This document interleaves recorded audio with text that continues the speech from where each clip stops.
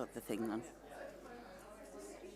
Okay, good afternoon, everybody, and thank you for joining us indoors on a sunny afternoon in Perugia. And this conversation is really about what on earth happens now. I'm Meera Selva, I'm the Chief Executive of Internews Europe. At the start of this year, I was part of an alliance that formed what was the largest media development organization in the world. We worked with Internews in the United States, and between us, we came close to having $200 million in funding supporting independent journalism in over 100 countries, had been going for 40 years, key part of the landscape, and in many parts of the world, the media sector existed because of the work Internews had done and continued to exist because of it. Barely 3 months later, we are an organization of about 22 million. Most of it is Internews Europe, because we were set up in a way that we got no US government funding at all, or any US funding. So our donors come from the European Union, from European governments, European foundations, and that has still continued. But our sister organization in the US has really been hit very badly. And so as well as an organizational change, it's also been a real change in the media landscape. I'm not overstating that case, and I think the repercussions will be felt for decades to come, because this was work that was built up over several decades. So I convened this panel to get a kind of really overview over where are we and what on earth do we do with this. Who supports independent journalism? Why should anybody be supporting independent journalism? And what are the consequences of both supporting and not supporting journalism? And so I'll introduce my panelists, and I'll kind of ask some questions to each of them. But this room is of a size that it can easily be a conversation as well. So do please raise your hand. So you don't need to wait for a Q&A session at the end. If people say something and you want to jump in, there will be someone with a mic, and we can kind of bring that in as well. But I've got people here who have been doing incredible work, and I just want to start with Zahra Joya, founder of Rukhshana Media, which is one of the outlets that Internews is very proud to support. We know what has happened in Afghanistan. We have seen a massive withdrawal of the international community, and the media sector in Afghanistan was the last standing. It was one of the best functioning parts of Afghan society. And what happened there has both been a catastrophe and also highlighted the talent and ingenuity and courage of the journalists that have been working there. And Rukhshana is one, and Rukhshana Media has survived as a media outlet in exile. Zahra has done incredible work creating a global network of journalists, women, speaking to women back inside Afghanistan, keeping the journalism alive. But it has required a new type of support. Some foundation support, some desk support, a terrific board of trustees that have really kind of, taken on their responsibility seriously. But it's a new model, and I'm really glad to have you here with us. Jodie Ginsberg, I think, needs no introduction, but as the director of the Committee to Protect Journalists, she is on the front line of defending journalism, but also speaking out, and has always been a kind of one long-standing advocate for the safety of journalists and the importance of remembering that journalists are human beings who need that protection to do their work. And and it's not just about trends and predictions and reports, but also about the individuals and how they're affected and how they can be supported.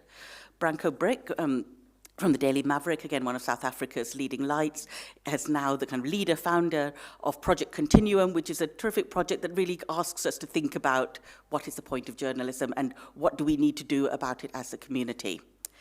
So what I'm going to do is start with a few set of questions to each of them, but really to say we're at a moment where, frankly, much of the media outlets that we see today are going to not make it.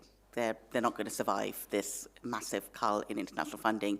USAID was the single biggest donor in this space by far, and it was not just about the money, but it was also about the way it structured the support, which meant there were kind of country officers and project directors, and it was a very kind of active, embedded support in many countries. And with that withdrawal, all the other donors and people who want to support this work have to kind of step in, not just with the money, which, the money will never be matched, but also with the thinking about how do we get this money here, how do we do the subgranting, how do we build a kind of information ecosystem around this that also works. And so if we say that much of the media are not going to survive, the question then is, well, firstly, so what? What does this mean? Is it a bad thing? Is it a good thing? Who's going to be hurt? And the next question is, well, who gets to decide who are the 10% or so that do survive? Are they the ones that we know directly? Are they the ones on the edges of Europe, where the European Union still sees the strategic value in supporting journalism? Are they in the kind of poorest places on earth where the lights will go out without support? And who is making these decisions, and under what basis? And they're really difficult questions. So thank you for bearing with me with that. So what I will do now, however, is I'm going to start with Zahra, and just to kind of give you an idea of the kind of support that this journalism needs. Could you just tell me a little bit about Rukhshana Media, what the audience is, and where would they be able to kind of access this kind of information if you stop producing it? Well, thank you very much, Meera, and of course Internews for hosting us, and thank you all for being and joining us today. Well, Rukhshana Media is a platform, women-led news agency that's giving voice to women of Afghanistan in a time that I think it's beyond dictatorship, beyond censorship. It's a system of gender apartheid. So Rukhshana Media now is registered as a non-profit organization in the UK. I'm working with mostly female journalists in the ground in Afghanistan in secret. So nowadays, under the Taliban control, being a woman as a crime, being a independent journalist is double crime. So we are carrying a sign of double crime on our shoulders in this time. So our audience, so we have at least 3 main categories of our audience. Obviously, our main audience are people of Afghanistan, especially women, that they share with us the issues that affected their lives, and they write their stories, what it means to be a woman under the Taliban rule and under the Taliban, under a gender apartheid regime. So there are also Afghan immigrants and diaspora who read our content and from all over the world. And also women rights activists, international journalists, and some of researchers, and also those people who care about women and about human rights issues in Afghanistan. They also have access to our work in Rukhshana Media. And also some of the international organizations, particularly women, UN, that they are very involved in Afghanistan right now. So they are also among our audience. In total, we have readers from more than 100 countries all across the world. Thank you very much. Thank you. And I think you can see here that there will be a massive void once this goes, or if it goes. And luckily, you've done an incredible job at gaining support and justifying it. But the need is massively amplified. Go for it. Is the U.S. funding that got cut for the humanitarian aid? Yes. That is huge. So we have half of Afghanistan population who cannot survive without food. I'm just going to try and get a mic to you. So thank you. Imagine that what is going to happen if we don't have any journalists, especially those who are most in need, are women. Could you say that again with the mic? Sure. Sorry. My name is Zahra Joya, same, but the other Zahra, I also run a media organization called Zan Times. We're also partnered with Internews, and we are based in Canada. And we have also, unfortunately, lost half of our funding. Yeah. But what I wanted to add to what Zahra said is a very crucial work. However, the void, what that really means, if we don't have women journalists in Afghanistan today, that means that half of Afghanistan population who would not have food on the table the next week, because the funding is cut, what's going to happen to those people? Yeah. Because they cannot work. Systematically in Afghanistan, women are banned from working in public, women are banned from going to school, they are banned from going to university. Literally, they cannot be spotted outside. We have reported last week that any women who are going to hospital, they cannot go to hospital without a man. So imagine Afghanistan, who has 40 decades of war, over 2 million women, widow, how are they going to survive? And 2023, UN said 11.6 million women and girls use humanitarian aid to survive or rely on that. So crisis is happening in a I don't know what the word to use to describe that. Yeah. However, very, very, crisis is happening, and if we don't have women journalists in Afghanistan, I feel that we won't be able to know the gravity of the situation and the catastrophe that's coming. And really appreciate this panel and Zahra being here and talking about this issue. Thank you. No, that's an excellent point, and this is the issue of why journalism matters, is that it's literally a matter of life and death, and this is being dismantled worldwide without any thought of the implications. And with that, let me go to Branko, who's been really good at saying we need to make the case for journalism all over again, repeatedly, loudly, differently. What do we need to say that is different now to what's been said before? And do you see any new actors who need to come into this space and who could be persuaded to? I think we need to be much more aggressive in making our case. This is, before we actually start asking who's going to pay for the journalism, we need to ask who's going to care for journalism, about journalism. In the last few years, the greatest impression of any speeches I heard on me was made by Zelensky, President Zelensky, when he went to his first speech in Washington, when he was still friends of Republicans as well. And he said something absolutely incredibly important, is that you think this is helping Ukraine is a charity. Okay, Ukraine is on a now I'm paraphrasing. Ukraine is on a fighting edge, fighting for the actual Western world's safety, and they're paying with their own lives for the safety of people on the streets of Western Europe and Washington and other countries around the world. I think we need to make a similar argument that we do not need anybody's charity. This is not a charity, guys. People who are investing in journalism, who are helping, who are donating, who are dedicating part of their income to be members or subscribers, they're actually helping themselves because they're helping maintain the ecosystem. Okay, healthy information, well, nearly healthy information ecosystem that actually makes our lives, normal lives, possible. I keep saying with all the problems that we as a media had, and we made so many terrifying mistakes. Let's be honest. We've been arrogant, we've been cynical, we admitted to our ranks a lot of wrong people.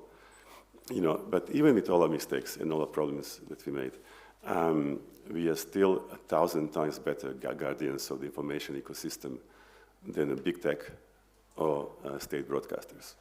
And as such, this is the issue of, I don't even talk to people about protecting democracy anymore through journalism. I'm talking about protecting our civilizational values. So when we reframe the issue that way, okay, we need to stop begging and stop explaining what we're doing for them and why is it important. Because in the best of times, not supporting journalism is a questionable thing. In times like this, not supporting journalism is downright irresponsible. It's actually, and that's where the media literacy has to come through. We need to explain to people what we're doing as well. Of course, we need to fix ourselves in many ways. But we need to make this new compact with our own civilization. And I think that's the only way we're actually going to go through this, because this is an existential crisis. This is not the issue of we're going to find a better model. This is a civilizational issue. Within the next 10 years, we're going to either have or not have our civilization. And I know people are going to laugh listening to me and say, like, I'm an alarmist. This is not an alarmist thing. I've seen countries fall apart. Trust me, I lived through it. You wake up one morning and there's no country around you. Okay, and my Slovenian friends can actually confirm that. The reality is that this is a serious moment, and we need to treat the problem seriously. And one thing you cannot do if you're serious is continue doing things the way we did so far. Thank you. Thanks, Branko. The need to stop begging, start explaining sounds like we also need to start shouting. But can I get the mic to you? Thank you. Thank you for giving us this opportunity that we can actually jump in. Yeah. I just wanted to add to what Branko said, that not even explaining, at least what we are doing in Slovenia, we are organizing meetings when we ask them, what can we do so that you can start trusting us again? What do you need from us as journalists, so that we are not this top-down approach, but bottom-up, We don't want to be patronizing. We really want to be here for you. Thank you. Thank you very much. And that's good. Jodie, if I go to you, you've been in this space for a long time, and there just seems to be a shift where it's far more acceptable to arrest, jail, kill journalists in the last year or two. What has brought about this sense of impunity, and what instruments do you think you can leverage to change things? I think this goes back to Branko's point. You don't... people don't pay for things that they don't value, and they don't support things that they don't value. So if you systematically devalue the work of journalists, you create an environment in which governments and others can very easily go after journalists and information providers. And that's exactly what we've seen. We've seen a pattern over recent decades where those in positions of power, both in authoritarian regimes and increasingly in supposed democracies, have systematically denigrated, demeaned journalists, have suggested they're untrustworthy. I agree with Branko, there were many occasions where we didn't help ourselves, but it's been part of a systematic attempt to make sure that people were not trusting journalists, so that by the time it came for those journalists to say, well, these individuals are stealing money from you, they're abusing power, the government could say, well, but we told you not to trust them, and the people didn't, and then you can arrest journalists, you can attack journalists, and you can kill journalists. And that's what we've seen. Last year was the deadliest year for journalists in the 40 years that CPJ has been documenting this. The last 3 years have seen record numbers of journalists in prison. And it's in real time. So I just want to, the emergency is here. It is not somewhere else. It is not far away. It is not happening somewhere else. It is here. And I'll give you an example. 2 years ago, I sat in this room talking about the need for Evan Gershkovich to be released from jail in Russia. Russia continues to be one of the most repressive places for journalists in the world. The following year, many of you gathered with us in defense of Gazan journalists, and a solidarity action continues to be the most dangerous place to be a journalist in the world, and now everyone is talking about the threats to journalists in the US. This is not something that is happening somewhere else where we can all sort of sit around for another 3 Perugias musing how we kind of spend the money or how we eke out the money that the US isn't spending. We've got to think about things radically, radically differently. So there are many things I think we can do quickly, but I think we have to recognize that this is not a theoretical problem. And I remember, I'm looking at Zahra, I remember being in Estonia 4 years ago at a media freedom conference, and we were talking about journalists in exile. And a colleague sat at the table with us, a colleague supported by Internews, and she said, I listened to all of you people talking about Nicaragua and elsewhere, and I'm really worried that this is going to be us soon. And we all at the table said, don't be ridiculous. Russia's never going to invade Ukraine. And 2 weeks later, she was in exile. That's how fast this happens. It doesn't happen, in these places where you think it's dysfunctional. It happens in I live in America. It's happening in America. So we have to, I think, treat it with this urgency that it absolutely demands, and start doing things now, not having kind of nice conversations about what we might like to do in 3 years' time. I mean, go ahead. And then I've got one question, which I'd like actually everyone in the room to think about, which is who needs to be in these conversations and who needs to be brought in. There have been a lot of more conversations on funding this year than ever before at Perugia. Foundations, really good to see European foundations here as well as the US foundations. The European Union governments are doing something, but who else? This is not going to be enough for the scale of this, so who else needs to be brought in? But let me hand it to you first. That was exactly my point. Okay. I am Vuk Marash, I head Beer and Montenegrin office from Europe. So my question to all of you guys was, we agree that we need it now. Yeah. It happened in January, we lost totally, I'm talking about all of us, we lost funds. The European Union is still in shock. For 3 months, they are still in shock. They didn't respond to it. And they're the biggest player. So my question generally to all of you is, do we have any coordination among the big donors? I'm quite, and I can understand that there is no single foundation that can save us all. But I don't think that for the first time we have time to wait 3 or 4 years that a big donor understands that maybe this time fighting disinformation is not anymore sexy and that we need to switch to other topic, or fighting for media literacy, or fighting for OSINT, or whatever is sexy at that moment to some bureaucrat on a high level. Because we are facing the biggest threat for the journalism overall, the globe. And I don't see that response from big donors. Thanks. Thank you. This is not about saving sector jobs in journalism, by the way. This is saving our civilization, civilizational values. It's really important to understand. Just a note, my next project actually is designed to address what you're talking about. It's really important, again, that for years now we've been our own biggest enemies.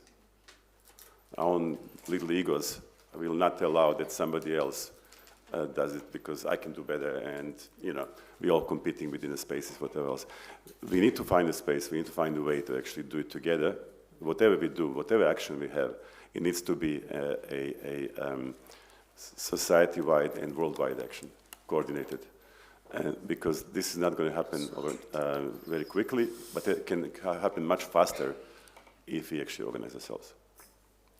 I mean, in terms of coordination amongst the donors, I would say, yeah, absolutely, the EU's been very slow, but it has reacted in Ukraine. There's been kind of talk of other European governments, including the FCDO, in places like Moldova, Central Asia, but these are areas where it's quite easy to make the connection with the impact in Europe, and it's simplistic because the kind of Russia Today replacing Radio Free Europe in Zambia is going to impact the ecosystem and press freedom as much as the work on the kind of edges of Europe as well, and that coordination piece, I think, is too slow.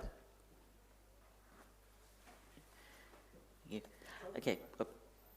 No, I can ask. The other question I wanted to really talk about is the role of technology companies here and the role of the private sector, and whether we need to kind of think of a completely different model, both for how and if that technology sector is obliged to either support journalism, pay for some of the funds that has been replaced, or whether at least not distort the existing market and existing paths towards viability.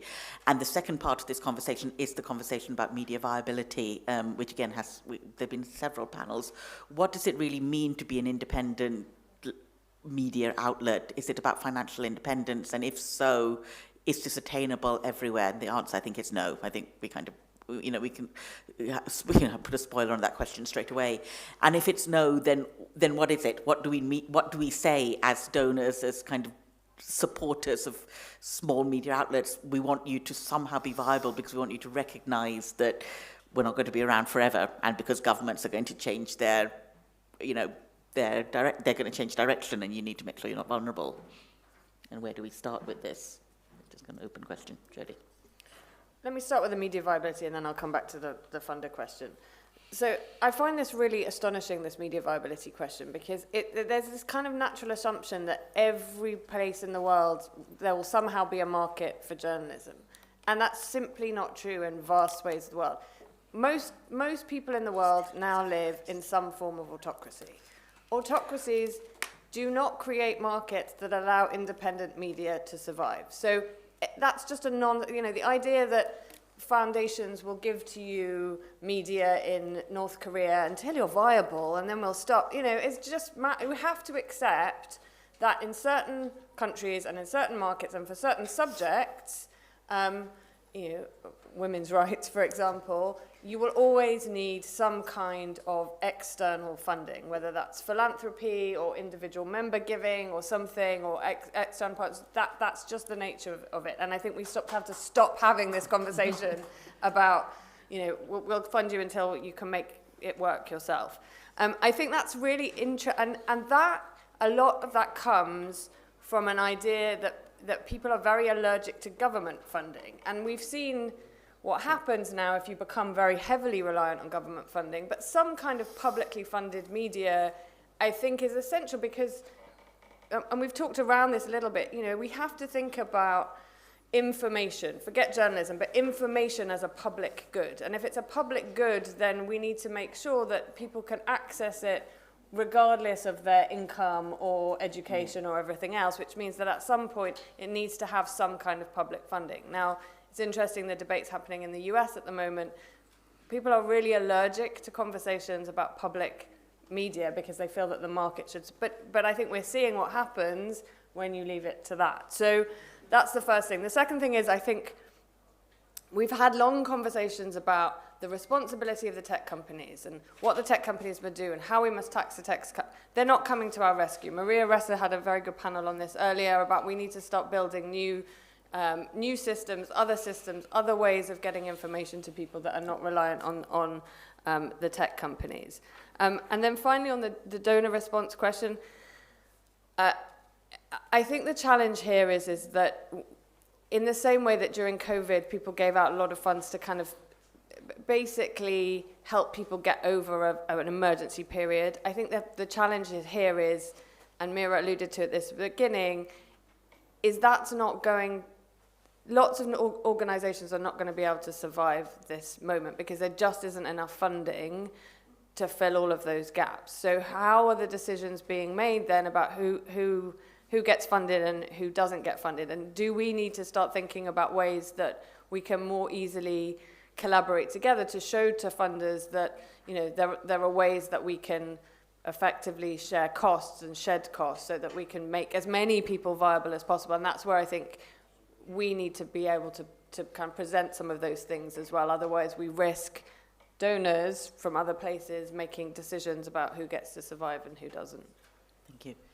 Yeah, and on that, on the kind of private companies and the infrastructure, I do think this is an ask. And the GFMD is coordinating kind of a cloud alliance, you know, recognizing that cloud costs are kind of a massive hit on many outlets. Bottom line, can this be a shared resource? Can it be an infrastructure that's resourced? And if it's a shared resource, it's more likely that you'll gain some protections from the cloud infrastructure as well. And I think this is something we can ask the companies to kind of buy into. Can we set up a kind of collaborative things that allow, can there be kind of financial systems, can there be financial software that's made widely available that the donors also use so these systems can talk to each other? You know, can they just be single kind of implementing software that can be shared out easily? IT systems, can we just provide a kind of IT network? And we're looking at this at Internews. Can we do a kind of a global help desk in a way that that we can just set up and then that our partners can tap into, both for digital security needs, but also sometimes simple things like even accessing email, managing Outlook. So there are these conversations, and it does need buy-in from the private sector and an understanding of where collaboration can work, because I think the word collaboration is used a lot, but when it's used to cover everything, people say it, but still carry on competing for funds and resources. So I think it's more likely to be effective if you kind of hone in on specific functions or specific products that can realistically be shared across several organizations, leaving them free to do the high-value specialist work that they need to do independently as well. I'm going to pause to say, yeah, there you go. Hi, I'm from The Guardian and I help run our foundation's funded projects. Yeah. So we've worked a lot with Zahra and Rukhshana, and one of our big things is to try and collaborate with journalists on the ground, use them much more, and use organisations, independent organisations. And there are two things I'd like to say, is that our funders are really invested in long term in these issues. They're never going to say, we've done that, we're pulling out. And that's what we're looking for, which is amazing. But also, it's not a charity. You know, reporting on these things, they're not doing everyone a favor. When we publish a story that Zahra has done or Rukhshana has done, we get hundreds of thousands of people reading them. We are doing a service to the world to carry those stories. And I think there's a misconception, some people thinking that people only want to read the big stories about Trump and everything else. People are really genuinely invested in what's going on in these countries, and particularly, you know, women in Afghanistan. So there's the market there, and we really need to invest in it, and hopefully we'll have more funders in the future that will go long term. Thank you. I just want to add to what you're saying. Way too many of our little organizations kind of retreated into ghettos, having 5,000 people or 300 people reading them, getting money from donors and being happy with producing content that nobody reads. And way too many of us forgot that when you file the story, that's only half of the work done. You need to find the reader. So what you're talking about is exactly precise. What we did in South Africa, in Daily Mavic, we developed this network, relationship with a network of smaller organizations that do phenomenal investigative work or work in health sectors, or Ground Up, which is one of the best organizations in the world, working in a township level. And we provided the access to the greater audiences, because they are non-profit, they're not interested in making money, but the stories are wasted if they're read by 20 people. And that's, I think, that element, that prescription, let's call it that way, is really, really effective. Just to say, when Daily Mavic was very small, we were actually publishing through Guardian Africa as well. That was few years ago, quite a few years ago. So thank you for that. Thanks. Well, I mean, it's different experience, right? I am coming from Afghanistan as a war zone, basically. So when the AI launched, I think last year, so it was a hot debate among people says, oh, after this, we don't need journalism, we don't need media anymore, because we can get information from AI. And let's think logically where this information come to the AI, right? I mean, of course, AI is created as, you know, thousands of algorithms, and it gets information from news agencies, from social media, so again, it goes to the human resources, right? So in Afghanistan context, I think it's really hard to rely on AI. For example, allow me to explain. In Afghanistan, when the Taliban took power, independent media completely died, unfortunately. It was one of the massive achievements of 20 years of our all collective efforts.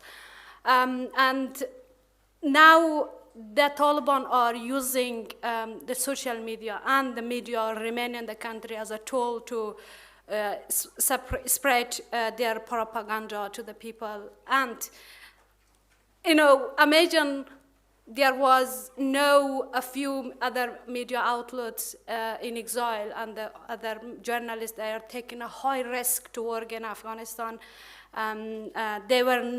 We had none of them. So, you know, AI get this information from the Taliban media, of course. All positive news about Taliban. Wow, this is a good candidate. And some of you might ask the AI that give me information about Afghanistan, about women, and the AI will give you a positive story and news that, wow, Afghanistan is now a country that Taliban are doing a well done. It's a great job for them. But if you go and see in reality, it's completely horrible situation is in Afghanistan. You know, women are not, and half of the population is completely invisible. There is, of course, terrorism is, and the other terrorist groups are active. Afghanistan is not safe, and nobody will talk about this, right?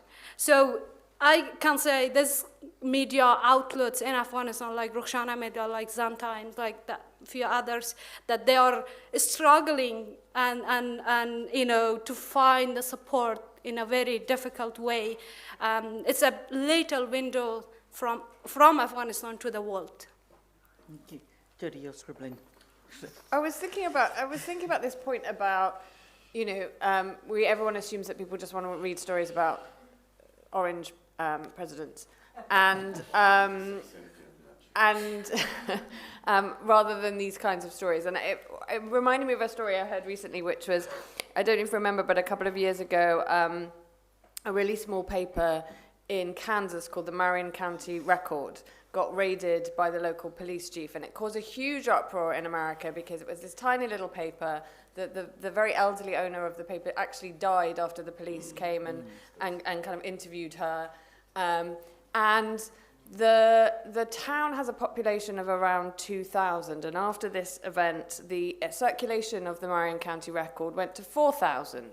Because all these people from outside of Marion County wanted to support the paper. But what's really interesting is they kept some of those subscriptions years later. And the editor of the Marion County Record actually met one of these subscribers who came from Florida. So completely different state, you know, thousands of miles away. And when he said, well, why are you still subscribing to the Marion County Record, a place that you've never been and you don't live in? He said, well, you're a community paper and I just want to be part of a community.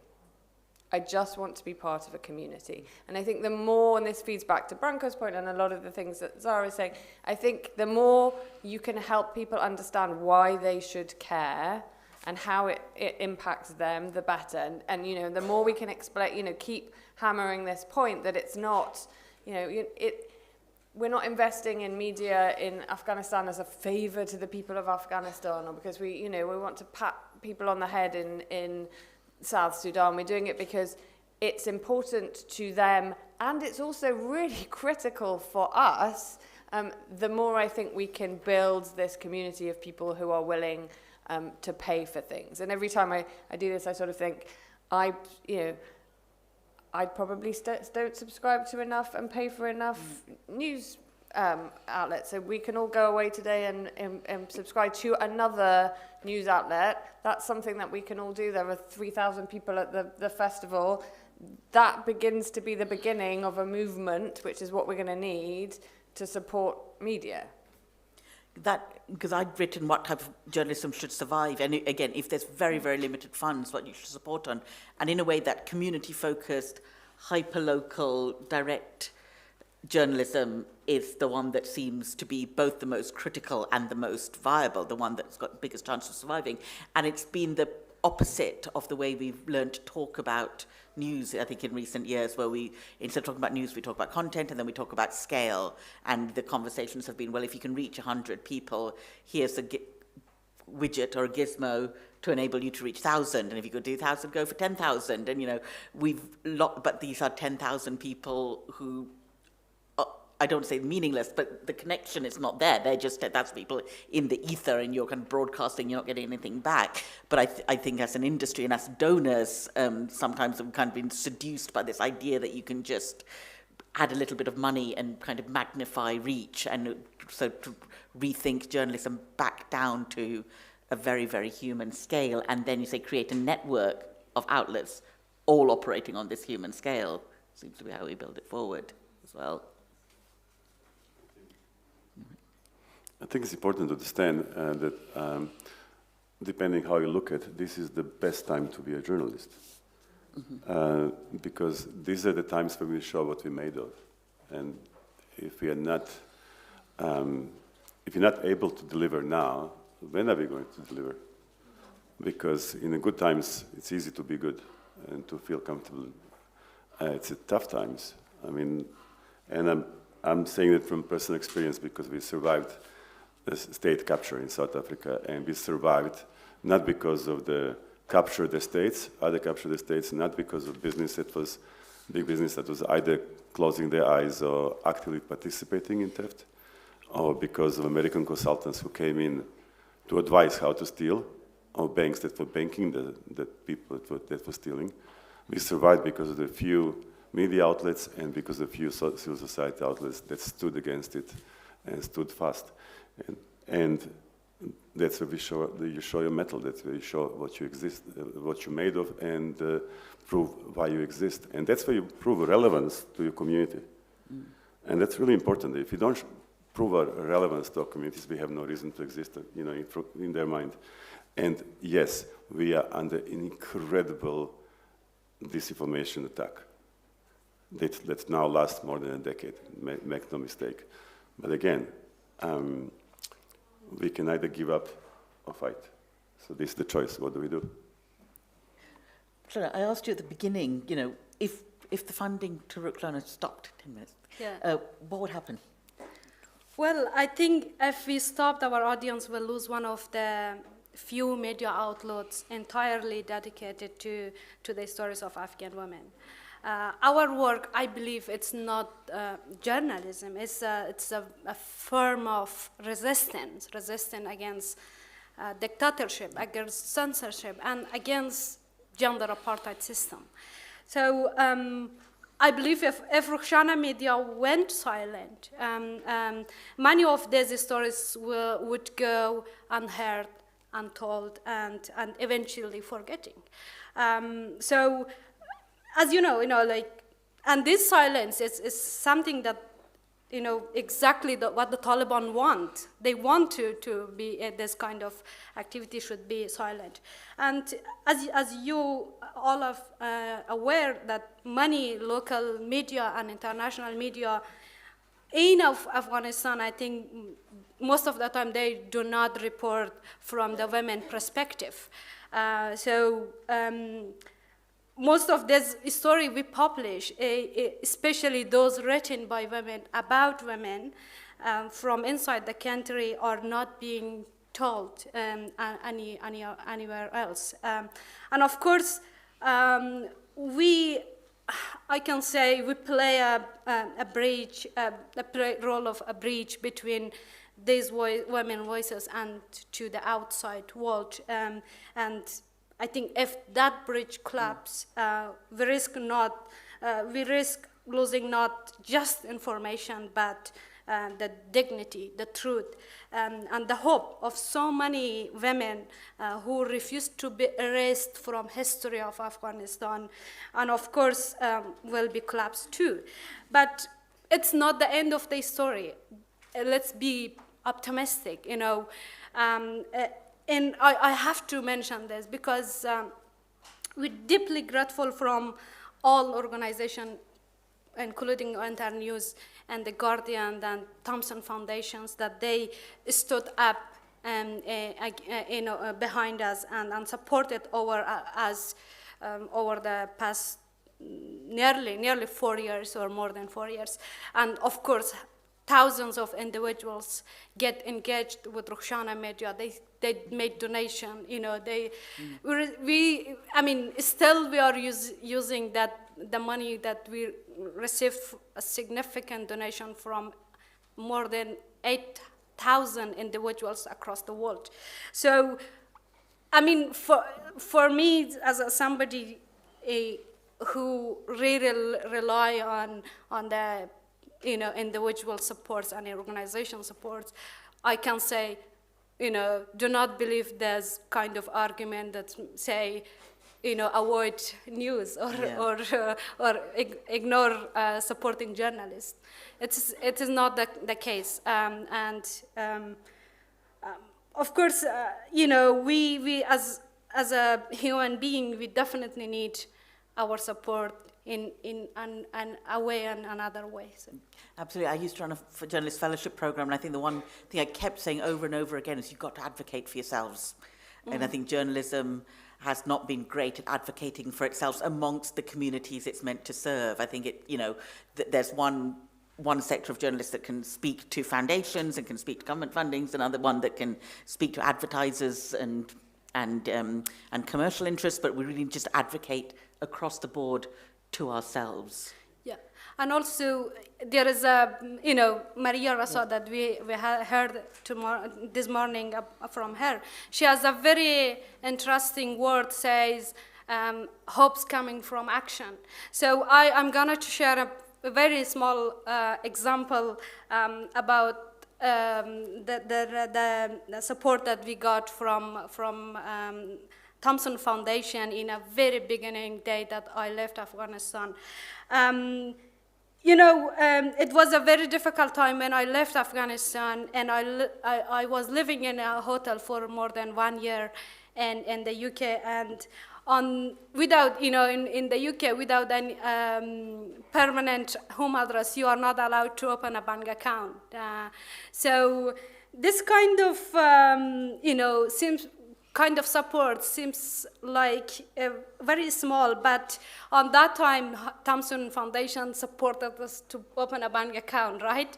And when in a time that you lose everything, and you have nothing in your life, and you have to start it from scratch, this kind of support, I think, means to you a big deal. Absolutely. Thank you. We're in the last few minutes. I had one other kind of question which has been at the back of my mind. I don't have the answer, but Europe is an aging continent. The demographics are kind of very skewed towards the elderly. The donors are kind of working in this space. And yet the journalism, much of Africa, much of Asia is not an aging continent, it's a youthful continent. And certainly the best journalism is coming from the young.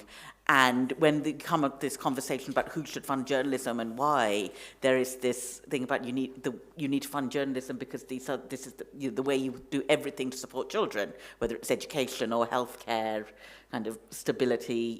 It's providing the bread and butter. And what we need to do here is almost ask them, well, where do you need support? Because it's often very different to where we think that support is needed. And sometimes it's certain pieces of technology, sometimes it's just access to certain rooms and access into conversations. Very often it's solidarity.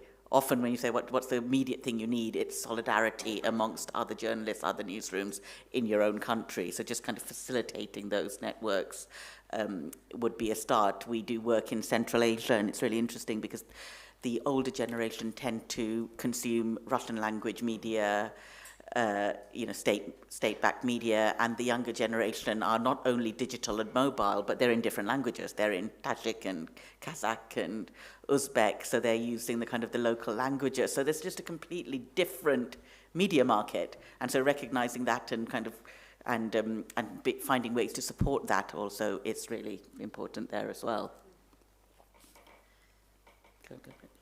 Yeah, I think news can feel like a luxury, right, in an atmosphere of plenty and safety. And when you don't have plenty and you don't have safety, news and information becomes an absolute necessity. And if we think about it in that framing, then I think it becomes easier to identify the sources that you might need to fund that, right? So you will need a mixture of public funding because it's a public good, so paid for through taxation models. You will need philanthropy because, as we've discussed, the market can't always fix for it, and not everybody has the luxury of a populace that you can tax to support all of your media. Individuals will need to fund that, and some kind of market solution where that's possible. So all of those things. But I think if you think about it in that way, as opposed to funding something that is an extra, like a fancy scarf or an expensive handbag, but actually a necessity, I think it helps reframe where you might invest and how you might invest and why it's absolutely essential. And I think one of the, maybe this is the best time to be a journalist. I think certainly we have all become aware how reliant so many sectors were on one single donor, and the problems that were inherent, and we knew were inherent with that aid industry complex. And that, this is potentially a time for that to be utterly reformed in a really cost-effective and much more impactful way. So perhaps we can restart to build what kind of government-backed philanthropy looks like in a way that actually supports local people, as opposed to giving most of the returns back to the country that's actually doing the investment. Branko, any final words? It's a serious moment. I think we really need to look at our own structures. We created what I call aid industrial complex. I think cost of getting money to journalism is way too high, and we need to look at that. We cannot be in a space where foundations live much better than journalists, which is the case. Let's be honest. You know, we need to ask ourselves why we're here, and we're here to actually inform people, inform public. And we actually need to make sure that we spend every cent, you know, for the purpose. Okay, and not to spend money on luxuries. You know, when you come to conferences like this, not to fly business class. You know, and it's really important because that money is wasted. I'm sorry to say it. No more aperitivo for anyone here. On that cheery note, thank you so much to the panelists and to the audience for engaging in this. I think this is a moment.